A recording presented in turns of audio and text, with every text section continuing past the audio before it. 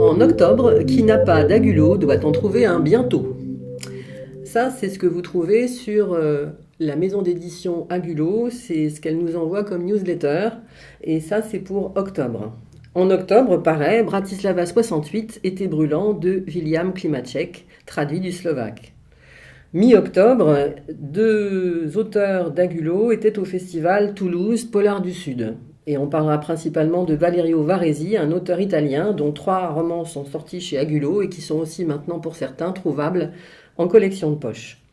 Une autre auteure de Agulot, Anna Robinetz, était à lire en poche à Gradignan pour son Refuge 3-9. Voilà pour les éditions d'Agulot octobre 2018. Mais maintenant, disons qui sont les éditions Agulot. Elles ont été créées en 2016. La première année, elles ont publié 6 livres, la deuxième 8 et cette année 7. Donc 21 parutions au compteur.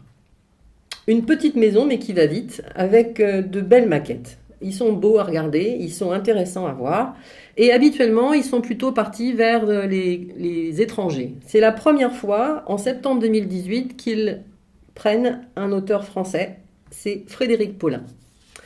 Frédéric Paulin avec La guerre est une ruse.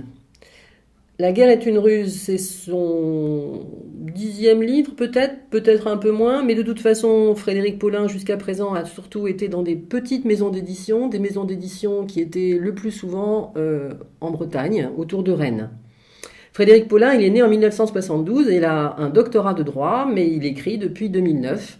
Et une de ses caractéristiques, je pense, c'est de beaucoup se documenter quand il fait un livre. Ce livre-là, La guerre est une ruse, est sur les années 1992-1995. On est entre la France et l'Algérie, on est dans les milieux du renseignement, les milieux des militaires. Le livre est, comme je vous l'ai dit, extrêmement documenté et vivant. Je vous donne 2-3 petits éléments qu'on peut trouver dans le livre. Page 111, un personnage nous dit « Sauf votre respect, si l'Algérie était démocratique, les barbus seraient au pouvoir. » Et page 135, vous avez une information un peu technique qui nous dit « Il y avait eu ce raz-de-marée aux élections communales en juin 1990. Les islamistes avaient remporté plus de 4 millions de voix, 853 assemblées communales sur les 1540, et 32 des 48 wilayas que compte l'Algérie. Et tout le monde s'était mis à envisager le FIS comme un parti d'alternance au vieux FLN. » Il y est donc question du FIS, du GIA, de la montée du terrorisme et de la place que les militaires algériens peuvent avoir dans cette montée et de ce qui s'est passé. On a vraiment l'impression d'être dans les arcanes de la diplomatie internationale. On a l'impression de savoir des choses, de comprendre des choses que peut-être on avait supposées. Donc un livre vraiment intéressant, un livre à lire. Nous avons aussi chez Agulot un auteur qui s'appelle Jaroslav Melnik. Et lui, il est lituanien. Et on en parle parce qu'il est au Boréal de Normandie aujourd'hui, dimanche 18 novembre. Il est dans l'auditorium du musée de Caen et il parle de son livre Espace lointain. Alors j'ai dit qu'il était lituanien, mais c'est pas si simple que ça. En fait, il est né en 1959, il est né en Ukraine, mais ses parents ont été déportés au Goulag et il est arrivé avec eux plus tard en Lituanie. Il vit à Vilnius. Espace lointain, c'est un livre de science-fiction et il nous transporte dans ce monde. Pour éviter de perdre le sens de l'orientation, Gabre ferma solidement les paupières et avança, se laissant guider par les capteurs acoustiques du dispensaire. D'habitude, il s'orientait parfaitement dans l'espace ordinaire, jusqu'à cet événement épouvantable. L'espace ordinaire se composait de virages de complexité conventionnelle. Tout comme les autres personnages de son âge, Gabre détectait les obstacles à 1,30 m de distance.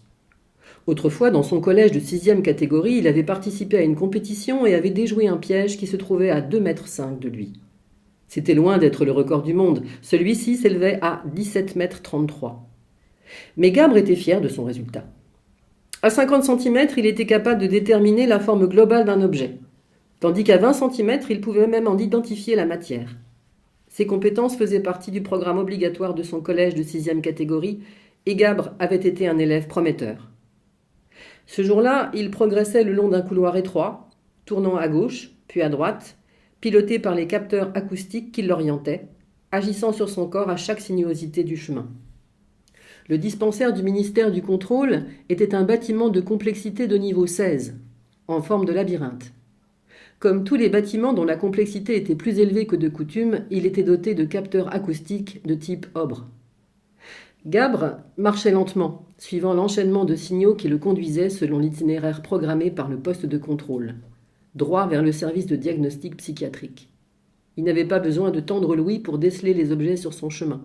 Les capteurs le prévenaient lorsqu'il approchait d'un obstacle, et il n'avait plus qu'à se déporter vers la cloison de gauche. Il se laissait flotter le long des couloirs, complètement déconnecté, se remettant entièrement à la force qui le guidait. Enfin, son visage fut caressé par une onde puissante de rayons delta. Gabre s'arrêta. Il avait atteint le terminus. « Entrez !» dit une voix inconnue qui se fit entendre en même temps que le grincement d'une porte qui s'ouvrait. Quelques minutes plus tard, une voix à la fois autoritaire et rassurante s'adressait à lui. « Ne vous inquiétez pas. L'essentiel, c'est que vous ayez accompli ce qu'on attendait de vous. Vous avez bien fait. Le contrôleur de l'arrondissement était la seule personne en mesure de vous aider.